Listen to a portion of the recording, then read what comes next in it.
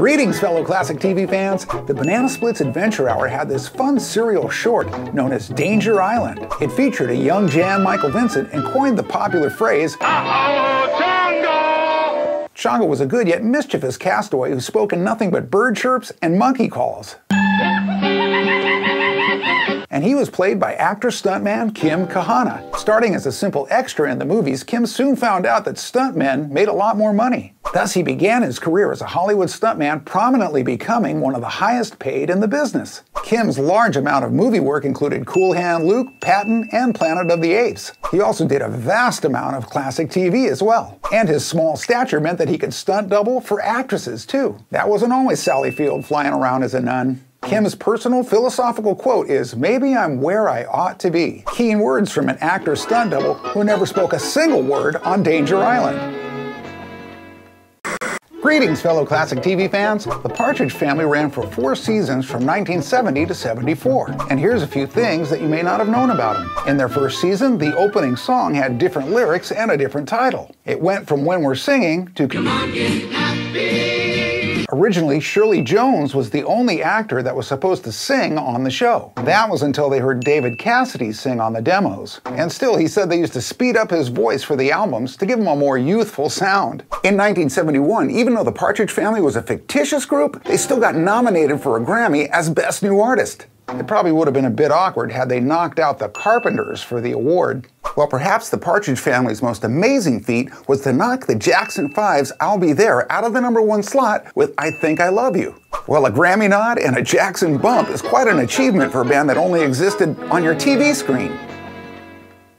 Greetings, fellow classic TV fans. Welcome Back, Kotter aired on ABC from 1975 to 79 for a total of 95 episodes. With Gabe Kotter, played by Gabe Kaplan, he was presumably the star of the show. But then there were the Sweat Hogs. The diverse main cast of comedic characters were made up of Arnold Horshack, Freddie Boom Boom Washington, and Juan Epstein. But then there was their official leader, one Vincent, aka Vinnie Barbarino. John Travolta was a high school dropout himself, but apparently good looks, the ability to sing, and acting talent would be all he ever needed. The fact is, Welcome Back, Kotter proved to be a huge springboard for John. While he was still on the show, his career exploded. In 1976, he appeared in the made-for-TV movie The Boy in the Plastic Bubble, and then onto the big screen in Stephen King's film Carrie. Utilizing his vocal talents, that same year, he scored a top 10 music hit with Let Her In. Then, in 1977, John earned his Oscar nomination for his epic lead role performance in Saturday Night Fever.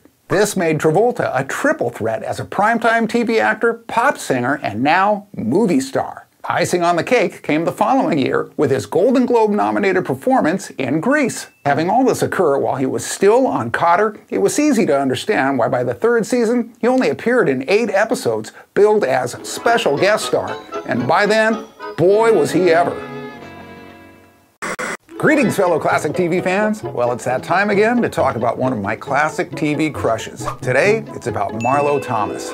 She was the firstborn of the legendary Danny Thomas. Born as Margaret, she was nicknamed Margot, and her childhood pronunciation of it was Marlo. The starlet's early TV career had her guest starring on many classic shows. And while doing some stage acting, she shot a failed TV pilot, interestingly called Two's Company. But that got her noticed by ABC execs, who then offered her her own show. The show was initially titled Miss Independent, but finally wound up being called That Girl. Being an executive producer on the show, Marlo helped form the entire premise as well as her character on the show. In showbiz, Marlo has won 4 Emmys, a Grammy, and a Golden Globe. And in real life, she was also awarded the Presidential Medal of Freedom. This acknowledged all her work for St. Jude's Children's Hospital, which her father founded. And all this goes to show that Marlo is just as beautiful on the inside as she is on the outside. Greetings, fellow classic TV fans. Many of us are fans of the Saturday morning cartoon Scooby-Doo, Where Are You?, which originally aired in 1969. Plenty of variations, including big screen versions of the show, sprang up over the years. But it was the second incarnation from 1972 that I found most interesting, which was called the new Scooby-Doo movies. This one specifically included a broad range of real guest stars playing themselves. Classic TV comic legends were well represented, such as Don Knotts, Dick Van Dyke, Phyllis Diller, Jonathan Winters, and Tim Conway. The original Addams Family appeared with much of the original cast members, and amazingly, the iconic Jodie Foster was hired as the voice of Pugsley. They also touched on the world of popular music with the appearances of Cass Elliot from the Mamas and the Papas, the Monkees' Davy Jones, and also Sonny and Cher. Sonny and Cher? The new Scooby-Doo movies also utilized crossovers from other Hanna-Barbera cartoons like the Harlem Globetrotters, Josie and the Pussycats, and of course, Batman and Robin. It makes one wonder if Casey Kasem actually got double pay for playing both Robin and Shaggy in those episodes.